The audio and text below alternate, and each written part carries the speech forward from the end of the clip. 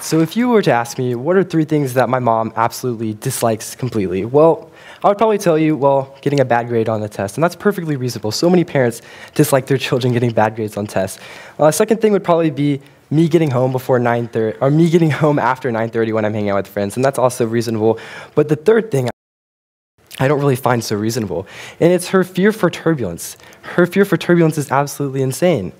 If we hit even the lightest bumpy patch in the air, she's grabbing the hand next to her. It doesn't matter if it's me, my dad, my sister, or my brother, or even a complete stranger.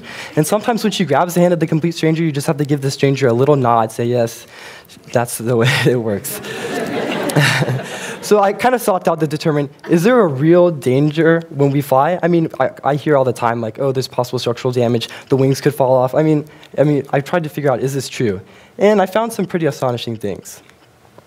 It turns out that airliners have costs of up to $100 million per year due to airline turbulence.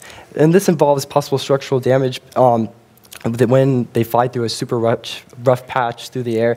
They have to bring it down. It's their law. They're required to do so because they have to make sure nothing's in problem. And that can cost millions of dollars. Additionally, there are nearly 100 injuries and deaths per year alone, and that's including small, medium, and large airplanes. So this is a significant problem. Additionally, there's discomfort for passengers. So my goal was kind of to figure out, is there a way that I can get a plane to go from a departure to a destination while taking this into account? Right now, planes typically just fly a straight line, but is there a way that we can learn to deviate from this straight line and kind of create a more optimal solution, taking this into account?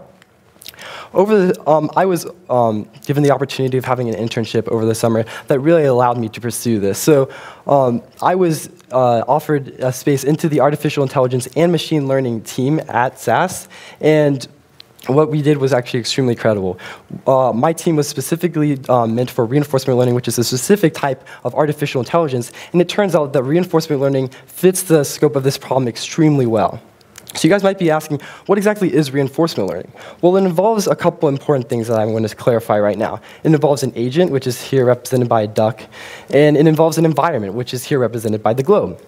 Now, the environment gives observations to this duck.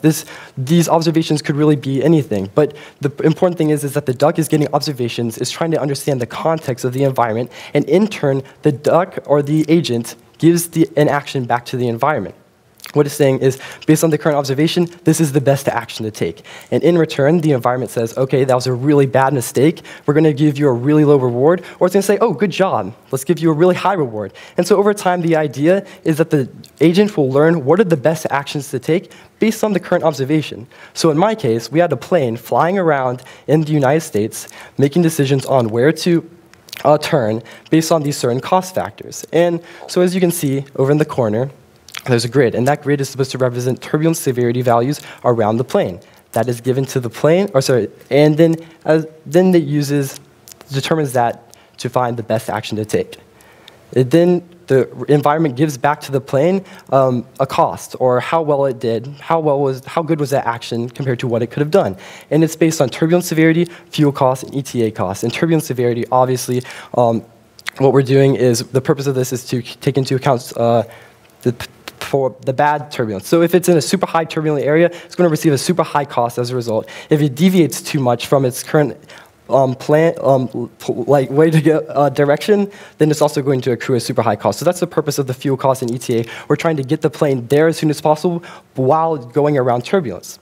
So the way that it predicts the best option to take, the best action to take, it uses something called a neural net. And I know you guys have probably heard a lot about neural nets. They're a pretty buzzwordy term nowadays, but essentially, a neural net is just a function. It takes in an input, and it turns out an output. So in this case, this is a rather simple neural net. You can input 6 numbers, and you can output 4 numbers. Now, each of those lines that you see up on the screen is really just an equation, just a function. So whatever number is in there, you'll do some equation to take it to the next number, and then an equation to take it to the next number. And so once you feed it through the whole neural net, you have an output that is supposed to be something symbolic. So in my case, we had something called, I designed a neural net to kind of solve my problem. You can see that we have a grid of EDR values, so that was one of my inputs. I wanted to have a grid of these turbulence values so that the plane could get a context of what it was doing. I also gave the plane kind of a plane's current heading with respect to the destination. And the output was something called Q values. And Q values just basically tell you what's the best action to take. So that's what we were using the neural net for. And initially, the equations the lines that represent all the equations are completely random. So it's making really bad decisions. So obviously, the whole purpose of reinforcement learning is training these neural nets so we can figure out what is the best action that we can take based on our current observations. So this is the quick overview of a process. We take the grid of the turbulence and severity values from the environment. It plugs into the neural net these observations. It gets out an action. And initially, like I said, these actions are completely random. It doesn't really know what it's doing, but hopefully over time it learns. The environment gives a cost back to the agent to kind of assess how how strong of an action that was, and then it saves it into its memory. And over time, the memory just grows and grows and grows, and it becomes a huge list of just the observation, the action, and the cost, so that it learns over time what works, what doesn't, what is best in this situation, what is not best in this situation, so hopefully it gets a better understanding. Then we do something called backpropagation. And backpropagation is just a lot of math and calculus that we use to refine our neural net to make it better. So what we do is we compare the output that we got, the action that the neural net thought that it wanted, compared to what we actually wanted, and then we do a bunch of calculus to kind of change the equations to make it better in the future. Now, you cannot just do this process once and expect to get any real results. It simply will not happen. So what you have to do is repeat it, and repeat it thousands and thousands of times. And this program took 2 days to run. But essentially what we got was pretty astonishing, and I'm very happy. But you can see at the beginning, this graph represents the amount of losses or how far off our program was at predicting the right action. And you can see initially it was just pretty much off the charts compared to everything else. It took about 20,000 iterations of learning for our model to fully understand the environment, the context. What do the turbulence values mean? What does the angle towards destination mean for it to finally get to a point where it knew what it was doing? And here the results are extremely cool. So I set up a little mock trial here for us, and you can see that there's a departure and a destination. And my turbulence values are accurate within about 20 miles, but here I just generally showed it with high levels of turbulence and low levels of turbulence to simplify what is on the screen. And as you can see, it learns to go around the high turbulence area. It foregoes the straight line, and it decides to go around, which I find particularly extremely interesting. So had that high turbulence area been low turbulence, it would have gone directly through, but because it learned over time that high turbulence area leads to higher costs, it decides to go around. And I find this, I really, really like this image, because initially, if you had seen this before it was training, the plane was going all over the place. It was going north, south, east, and west. It finally learned that going south-west was the way to go after thousands and thousands of training, and it learned that going around the high turbulence area was also best to prevent any possible structural damage, to prevent any possible passenger discomfort. This was the most optimal solution. So I have not really received any phone call from the CEO of any major airliners to get this implemented in yet, but I am waiting for their call.